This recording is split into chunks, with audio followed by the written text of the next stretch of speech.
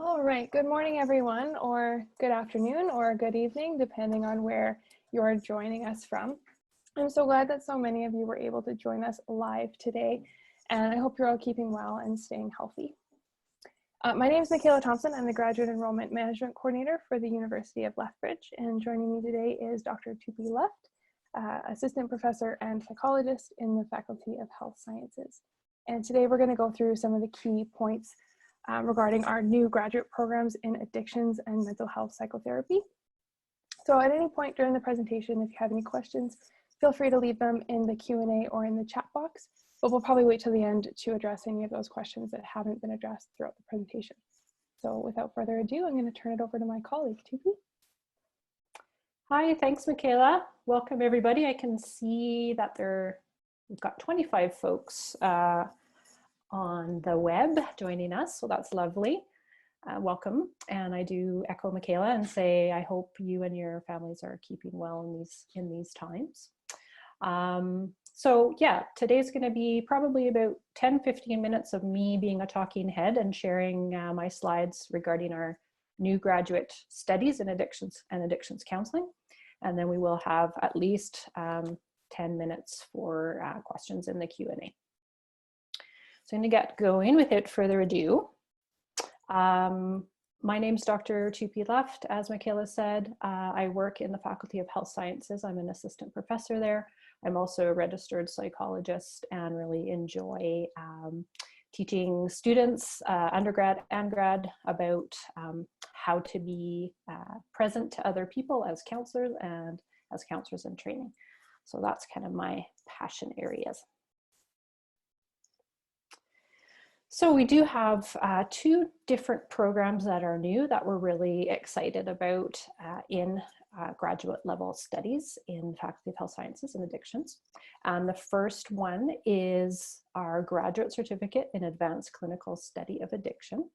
We will get into kind of what each of these are all about just in a moment here, but to give you the overview, that's the first one. And the second one is the graduate diploma in addiction and mental health psychotherapy. And when I'm doing these presentations, I try to say either of those really fast and you'll get a tongue twister. Our application deadline has been extended for both of those programs to June 15th. And we've got some more information at the end of the presentation regarding how you can apply and what's required for each of those. We'll start with the Advanced Clinical Study of Addiction. Our acronym there is ACSA. Is a little easier to say than rolling out the Advanced Clinical Study of Addiction every time. The ACSA is a graduate certificate, so this is meant for people who already have their undergraduate degree. It is 12 credits, which means it's 4 graduate level courses. If you take all those courses, you can get this done in 1 year. It is a part-time program, and it is all online. And as always, from the get-go, even before some of our COVID struggles, has always meant to be online. This program, we're really wanting people who are already working in the field. Maybe you're working in some kind of human services, maybe you're working as a nurse, maybe you work at the Safe Consumption site, maybe you have your Bachelor of Health Sciences from U of L or from somewhere else. And this is really meant to enhance your knowledge with respect to addictions, addictive processes and addictive disorders, and seeing these things in a new graduate level kind of way. So we're really targeting people who are working in the field or maybe want to be working in the field and in a little more depth, a little more in depth. We've also, for these courses, they can be taken as options from students who are in other University of Lethbridge graduate programs as well. So that's kind of a nice thing if you are a current ULeth graduate program or graduate student, you can take one of these courses or a number of them as you see fit. Right now I'm running one of the courses in the summer session here, and my students are all MSc, Master of Science student in health sciences. And I think it's going well, and they're enjoying the focus on addictions. Excuse me. So our admission requirements for the ACSA, that's the Clinical Study Certificate Program, We do want you to have a baccalaureate degree in health or related field, and this can look a lot of ways. This can look, like a psychology degree. It could look like a sociology degree, basically in something related to addictions, mental health, health studies, psychology. And if you're not sure about that, we can advise you around the suitability of your degree. We do want you to have a minimum of 3.0 GPA on your last 20 university level graded courses. So that usually equates to your last 2 years of full-time study if you were full-time at a university bachelor program. Supporting documentation for the ACSA includes your transcripts, your CV, which is kind of a fancy academic way of saying your resume. And we do want for international students, we do want proof of English language proficiency for graduate students. Sorry, I need to take a little sip of water here. Okay, so here are the courses that comprise the ACSA certificate program. They're not super in order of importance or anything like that, but this is more so when they are offered in terms of the numbering system. And so the first course is kind of a basis in addiction and addictive disorders. That's the 5,000 level class. And then the next one is ACSA 5004, which is the social ecology of addiction. And that's the course I'm teaching right now. And this course is really looking at taking the lens wider than just looking at an individual person and their struggles with addiction, but looking at influences like family systems on the development of addiction, looking at things like culture, cultural trauma, and how these things can impact on a person. That's the one I can really speak to because right now I'm teaching that. ACSA 5006 is looking at the biological basis, so the neural functions that are involved with addictions and the physiological functions. ACSA 5008 is the cognitive processes, so this is looking at kind of the psychological thought processes that go along with addiction and its development as well as its treatment for people. So if you take all those 4 courses in the part-time ACSA program, you will gain your certificate with that specialization, your advanced clinical study of addiction. Okay, so our next program, which is what we've got on the go, as I talked about in the second slide there, is the Addiction and Mental Health Psychotherapy. This is a diploma program, also for people who have their undergraduate degree. So all the courses that I'm talking about today are at the graduate level. So this graduate diploma is 24 credits, which means it equates to 8 courses at the 3 credits per course. This course is a this diploma is a part-time program. If you take it part-time, you can complete it within 2 years.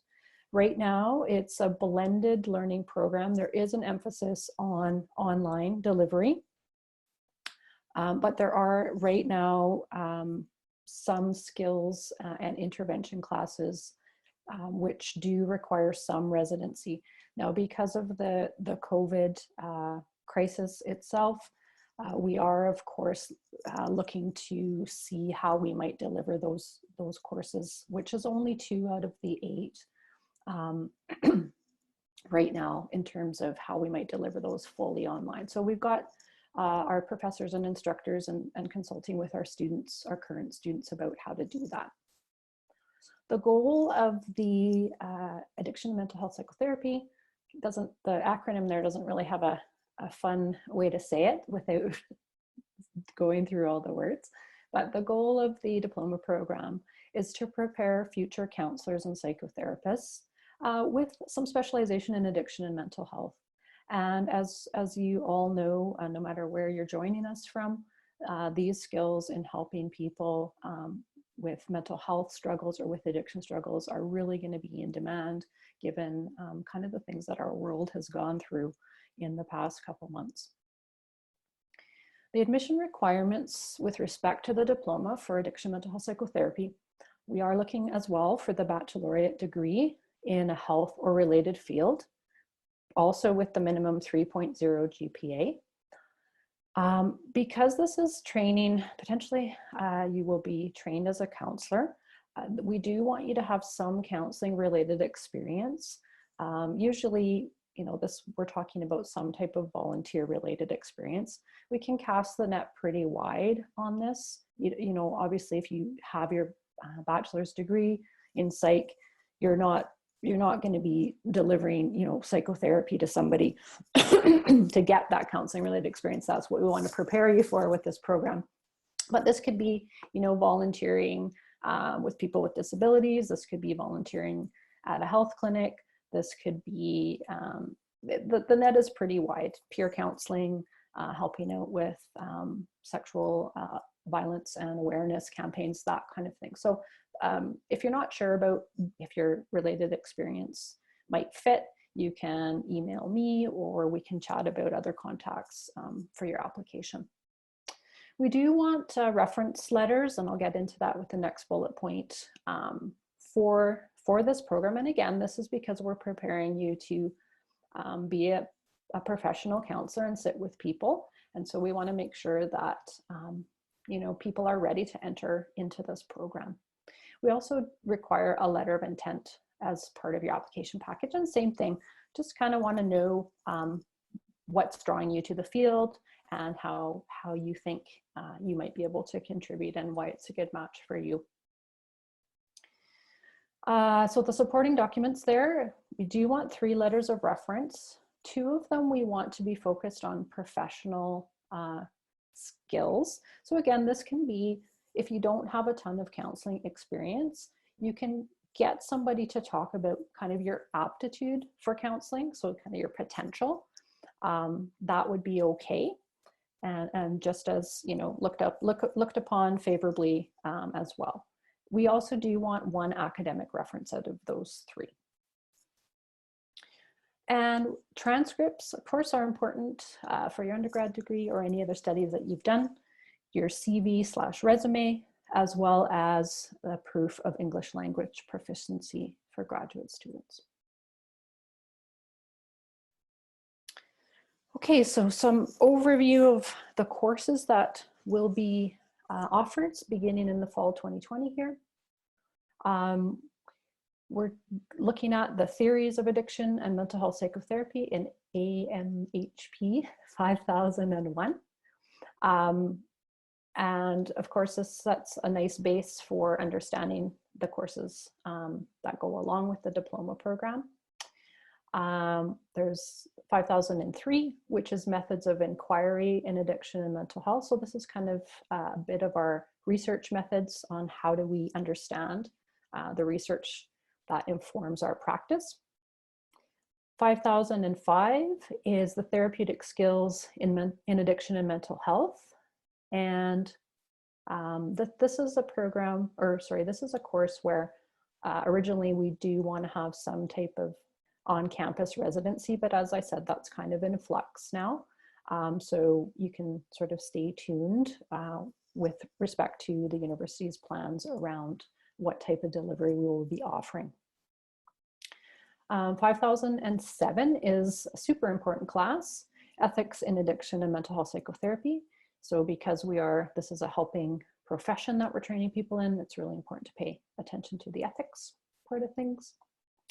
5009 is the therapeutic interventions in addiction and mental health. So here's where we kind of take our skills that we've learned earlier on from the 5005 class and marrying it with the 5001 theories class and look at how do we put those things together to provide interventions, things that will help people change. Excuse me. And our final core course, these 6 bullet points there are things that you have to take for the diploma. They're not optional. That 5013 is the addiction and mental health assessment, and that is looking at, how do we assess what's going on for people with respect to addictions and addictive disorders and their mental health. So all really important classes. The diploma requires 8 in total, if you'll remember back to the credits discussion there. So along with those 6 that are required, there are 2 from the list after the asterisks there. So we do want you to take 2 of either AMHP 5011, which is Issues in Addiction and Mental Health Psychotherapy. And this is where, you know, some of our instructors will come up with things that are kind of relevant to the field and might be something that aligns with their expertise. So for instance, it's not totally on the books yet, but one of my specialties is mindfulness. And so looking at how mindfulness might be an issue and a way that we might help people and what are the controversies around it, that might be something that's offered. Again, I'm not saying this is going to be offered, but just as an example.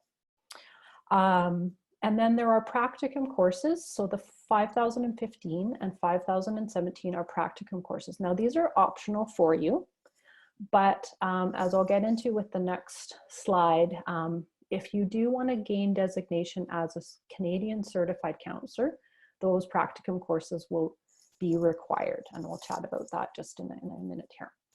And then the other potential along with the practicum classes that you can choose from, as well as the 5011, is an independent study. And this can look a lot of ways. You could seek out a professor that might be doing some work that you are interested in. And so there might be some opportunity to get to know their work, their research, and their practice a little bit better with some of our independent studies as well.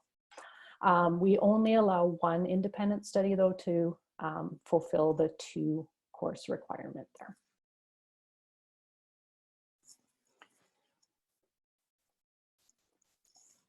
Okay, so right now, kind of on the books, you can see our scheduling that is going ahead for the Addiction and Mental Health Psychotherapy Diploma program.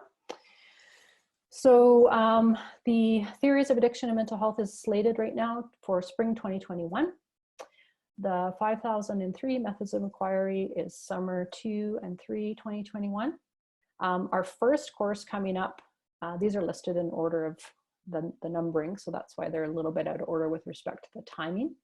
But the 5005, the Therapeutic Skills in Addiction and Mental Health, is going to be the first course that you take, and that's slated on for fall 2020. And that's the one I was telling you about that will, you know, kind of be advising about what that might look like if the university decides to make all courses full or more online than they are planned for right now.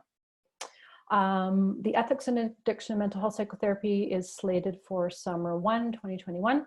I believe I am slated to teach that class too, so I'm excited about that. The 5009 is on the books for fall 2021, and the asterisk beside it means that that is also one that we do require some residency on campus for. It's not full residency, but just for some of the class, because it does involve sitting with people. We're being flexible about what that might look like, again, with the COVID stuff. 5013 is the Addiction Mental Health Assessment, and that's scheduled to run in spring 2022.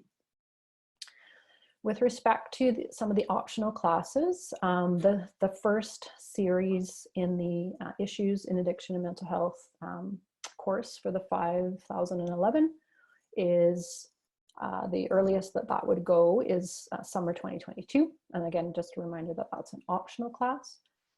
And the practicum classes are scheduled for fall 2021 once a student would complete most of the required,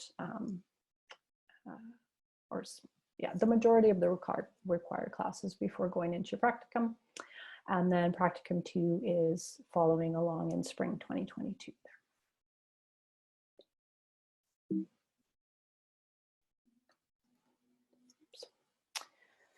Okay, and just wanting to say a little bit more about that Canadian Certified Counselor designation that I mentioned and said I would get to.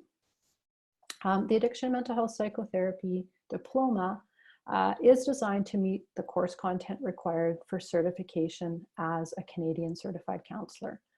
So we really are envisioning this as can lead into counseling practice, an independent counseling practice for you if you complete the mental health and psychotherapy diploma. And the one thing to emphasize here is that in order to gain that Canadian Certified Counselor designation, you do need to make sure that you are taking the 2 practicum courses as those your 2 optional classes. So we've been in touch about our program with the Canadian Counseling and Psychotherapy Association, and you'll see their website is down at the bottom there. And so they've indicated to us that our classes are aligning with their requirements, but they do require the students to take both Practicum 1 and Practicum 2 in order to be eligible to apply with them for that Canadian Certified Counselor designation.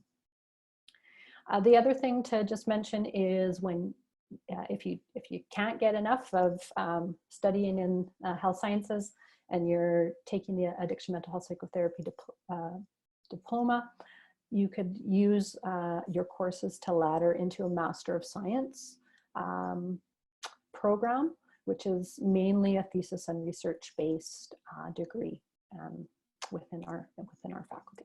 So just kind of some highlights there for you. And why continue your studies with the ACP? There is the Addictions Counseling Program.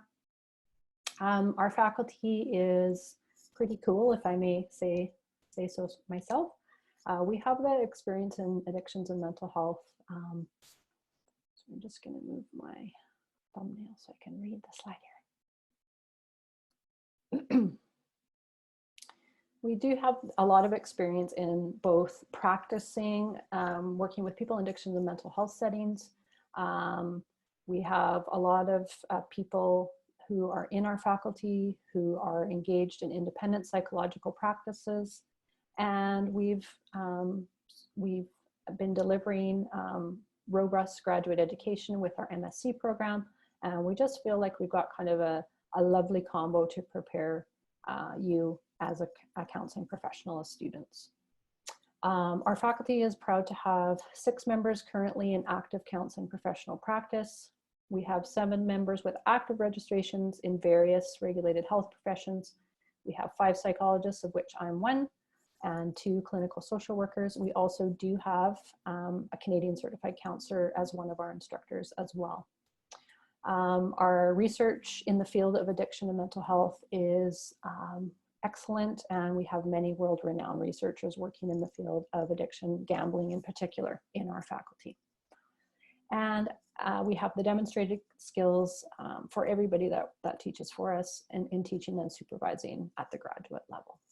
So that's kind of a why us rah-rah. I believe that is the end of the presentation. And so I'm happy to field some questions from you. Thanks, Tupi. That was really great. I think there's one slide at the end of this that contains some contact information. So while we're going through questions, people can visit our website. It wasn't letting, oh, that was frozen, sorry. Ah, okay, I thought that seemed a little short. Okay, sorry, actually let's back up for a second here, folks. My screen was frozen, so I didn't realize there was more happening. So here's a bit of a recap. The AXA graduate certificate is 1 year part-time and is all online. And this is where we're wanting to prepare counselors and health professionals currently in the field who want to get more in-depth knowledge about addictive processes and disorders. Our application deadline for that, as well as the diploma program, is June 15th, and we are starting up in fall 2020 for that. The graduate diploma in addiction and mental health psychotherapy is to recap, is a 2-year part-time blended learning. I would say the majority with the exception of the practical skills and interventions.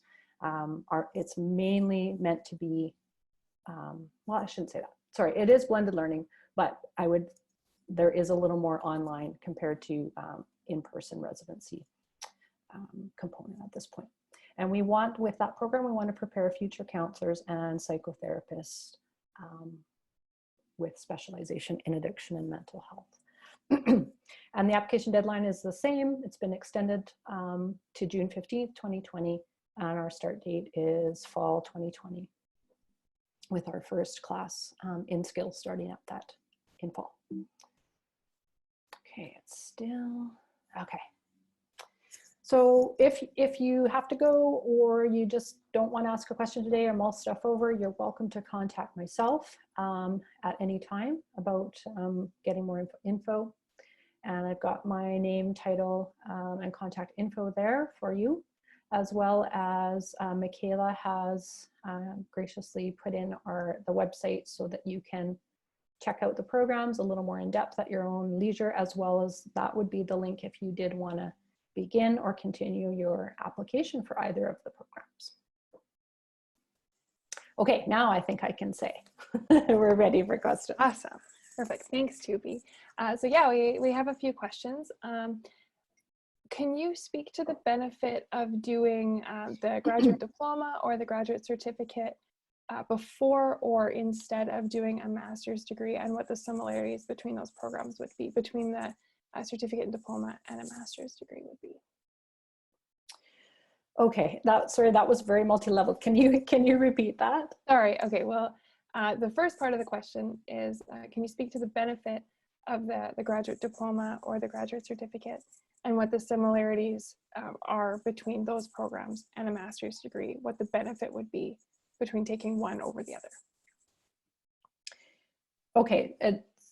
Can I just get clarification? The benefit of taking one of the either the certificate or the diploma, or taking a master's degree? Taking the diploma or the certificate over a master's degree. Okay. Well, I mean, one benefit that comes to mind is they're shorter. Master's degrees usually have at least 30 credits in order to, and again, just please, I'm speaking generally, so if there's specific programs at other institutions that you're thinking of, just know that I'm not familiar with everybody's master's process. But generally, master's degrees are more credits and require some more intensive study. And if they're in counseling, they require some type of final project or some type of thesis capstone on top of them. So these two programs are really, the AXA and the Diploma in Mental Health Psychotherapy, are really aimed at those who want to, especially the Diploma Mental Health Addictions Mental Health Psychotherapy, are really aimed for people that want to get the core training and begin a practice or continue a practice as a counseling and mental health professional. So that would, I mean, that's kind of one benefit that comes to mind, is that's who we're aiming these programs at. They're not meant to be sort of academic, furthering your academic career in terms of, if you complete the diploma or the AXA, that you could, look to a PhD. You would have to complete a master's degree in order to move on to a PhD program. In terms of the certificate, the AXA, the Advanced Clinical Studies of Addiction, I would, again, the benefit of that is we are aiming it at people who are probably already working somewhat in the field, nurses, physiotherapists, addictions counselors at the undergrad level, who want to gain more knowledge and specification about addictions and mental health. And again, I can't sort of speak to employability necessarily, but I do know that employers in the world of addictions want people to have specialized training within that. And so this is one way, again, from a part-time perspective, to gain that more specialized knowledge. and I would say for all of this, it really does come down to your own personal preference, kind of what you want to get out of things, and what your career goals are, or what your academic goals are. Thanks, Tuvia. That was a detailed question, and you gave a very detailed answer. Thank you. We have a question about the number of students that will be admitted to each of the programs for this intake. Do we have an idea about that? We do. I mean, I've been on both of the committees to develop these programs, and I know from the literature of, especially in graduate programs in counseling, that we're looking at a maximum, especially for the first year. I would say we're looking at, for the diploma in addiction mental health psychotherapy, a maximum of 20 students. Even though it's a blended program, we still are wanting people to get to know each other, and we really feel like this specialized training needs to have kind of a cap on it in terms of how many students are in classes, and how many, they're sort of a point of no return, especially in applied professional programs. So that's our goal. And so it could end up being, this is a competitive process to apply for it, because we may get more applications than we have spaces for. So that's just something to keep in mind. In terms of the ACSA, the Advanced Clinical Studies in Addiction, I don't think we're quite as stringent about number of students in classes. However, I have been told when developing my class, which is the social ecology of addiction, to kind of plan for a maximum of 25 to 30 students if things were kind of at their full height. Great, thank you. About the practicum component, is that the student's responsibility to set up? Is that something that the Faculty of Health Sciences assists with? And what kinds of places could those practicums take place in? Yeah, we do assist with this.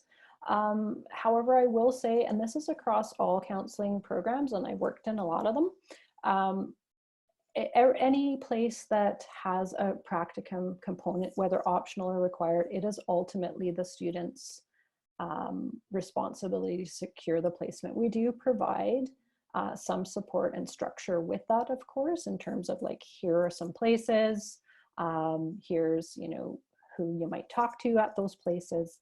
But ultimately, it is up to the students to kind of be networking and finding those things out. I'm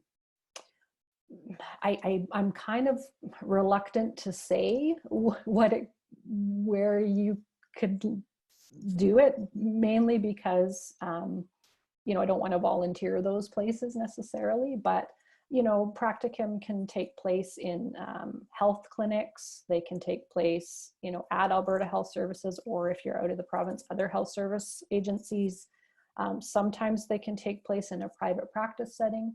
If you know of somebody who's a psychotherapist or a psychologist working in private practice, we've had students set those up as well.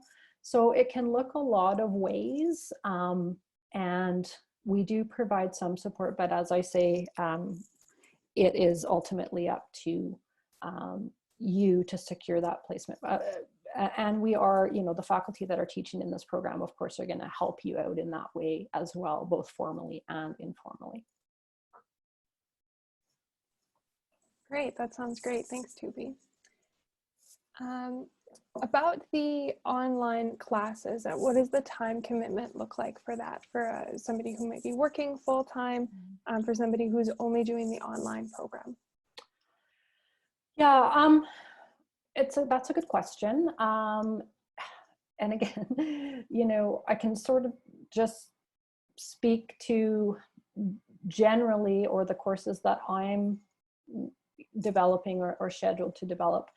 I think a really good guideline for thinking about being a graduate student is, it is more effort than being an undergrad student.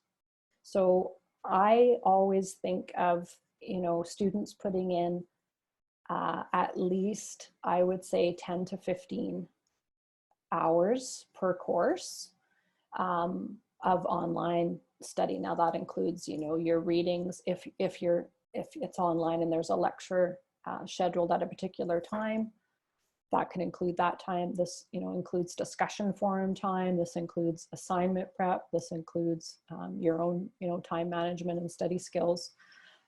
But I would, you know, that's what I put on my course outline, is, you know, expect to be spending 12 to 15 hours per week of prepping, reading, discussing, assignment doing, communication with your peers and your prof, and, you know, viewing resources, videos, critically thinking, all that stuff. And again, you know, that's me.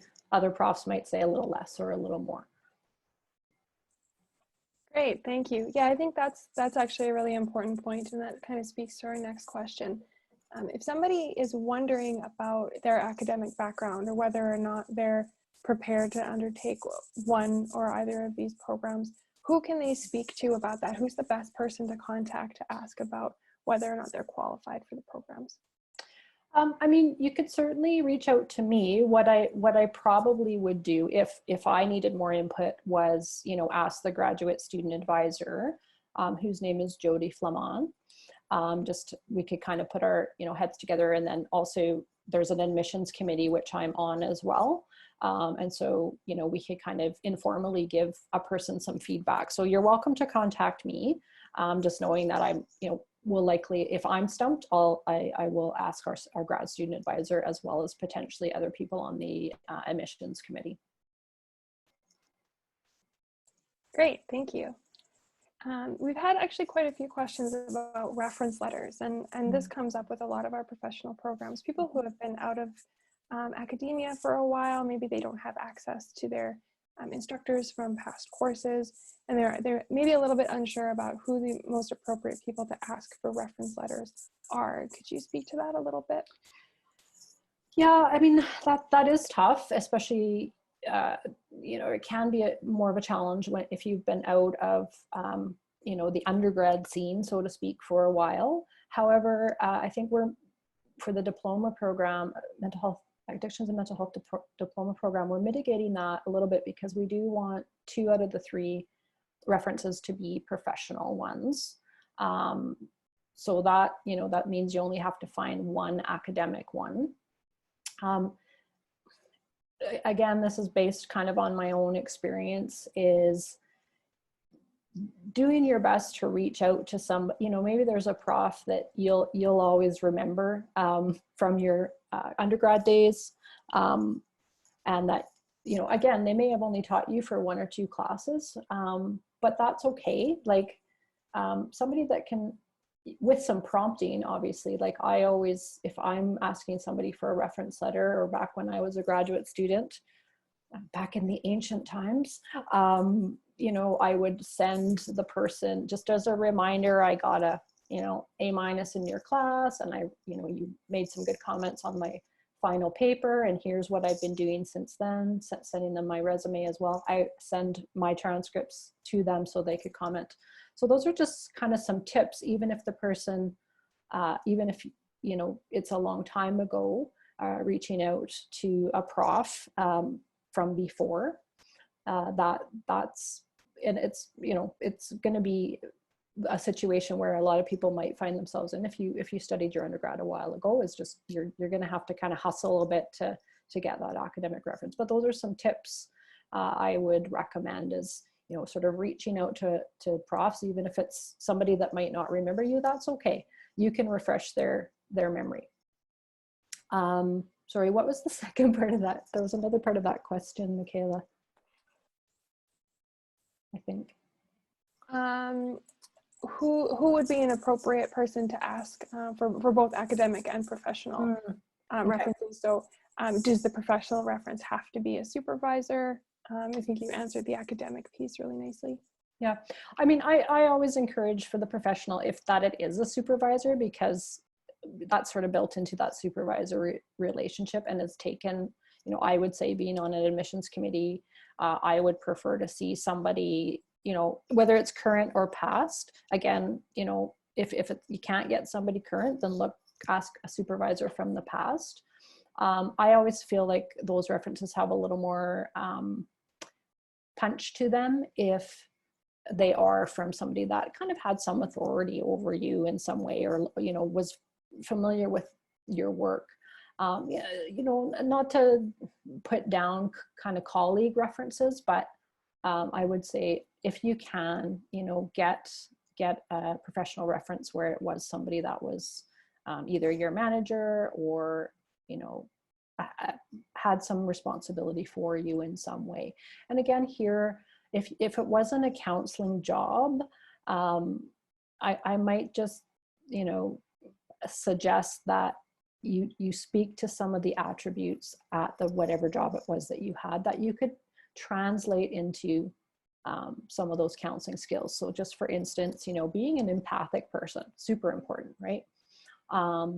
Being a compassionate person, an ability to listen, an ability to kind of put somebody else's needs ahead of your own.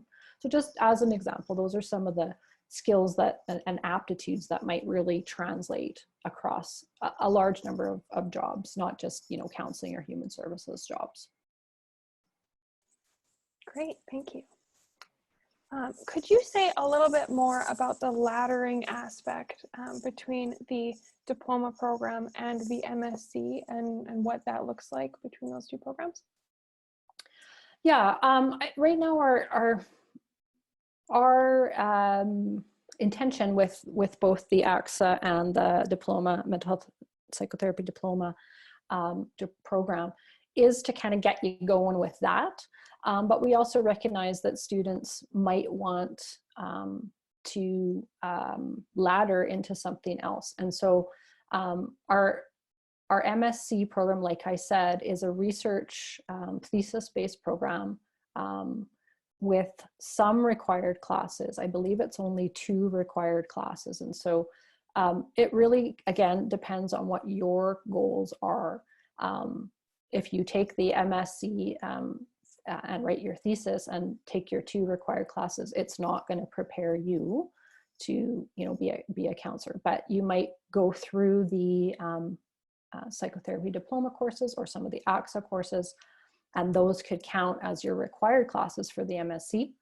And then you may decide that you want to apply to the MSc itself and ladder into that.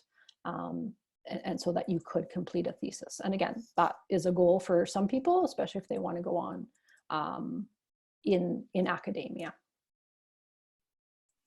Great, thank you. Yeah, that thesis component is a big difference between the MSc and these programs. Yes. We have a few questions about registered psychologist and CCC. So could you speak to a little bit about the difference between a CCC and a registered psychologist, and whether or not these programs help prepare people to go on to those career paths? Yes, the difference between a registered psychologist and a CCC, there are more hoops to jump through to become a registered psychologist. You do have to be in a graduate level program with an emphasis in psychology and write a thesis or do some type of final project with an emphasis in psychology within that. So right now, that's not the emphasis of our program. We do have, you know, the MEd in counseling psych, we as in the university, and that's through the Faculty of Education. That is a well-established program, and it does prepare students to become registered psychologists. Again, there are lots more hoops to jump through in terms of courses required and what the actual graduate level programming looks like. Our intention with the mental health psychotherapy is to prepare students to practice the Canadian Certified Counselor designation. It is a nationwide designation that allows students to, you know, practice under kind of a association and membership body that oversees things and has lots of good things associated with that membership. And the requirements are a little less stringent to become a Canadian certified counselor compared to the registered psychologist. I can't really speak to which one is better. Again, it sort of depends on what you want to do and where you might want to end up yourself. So I always encourage students to, go check out the Canadian Counseling and Psychotherapy Association. That link was there under one of the slides for the Mental Health and Psychotherapy Diploma.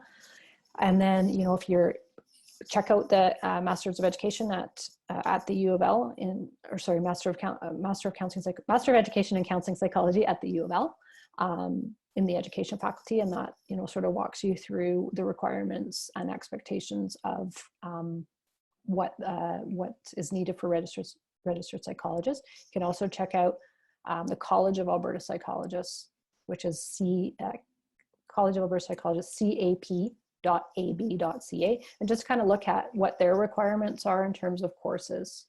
But right now our emphasis is getting folks for the diploma program anyway into that practical level Canadian Certified Counselor designation. Great, thank you. And as Tupi said, all of those links and resources that were found throughout the presentation, this whole presentation will be on our website, that future student/graduate studies link at the bottom. So if you need to go back through the slides or you're looking for a link, you can find that on our website, as well as some additional information about the programs and contact information if you have any other questions, because it looks like we've answered all of the questions that people had. If nobody else has any additional ones, I'll give you a couple minutes. But Tupi, was there anything else you'd like to add? No, I think thank you for the questions, and I appreciate the level of kind of thought, and that this is important. These are important things to understand before committing. So I appreciate the questions. Great. Well, thank you very much, Tupi, and thank you everyone for joining us today. And if you have any other questions at all, please don't hesitate to reach out to us. And again, I hope that you are staying well and that you stay healthy.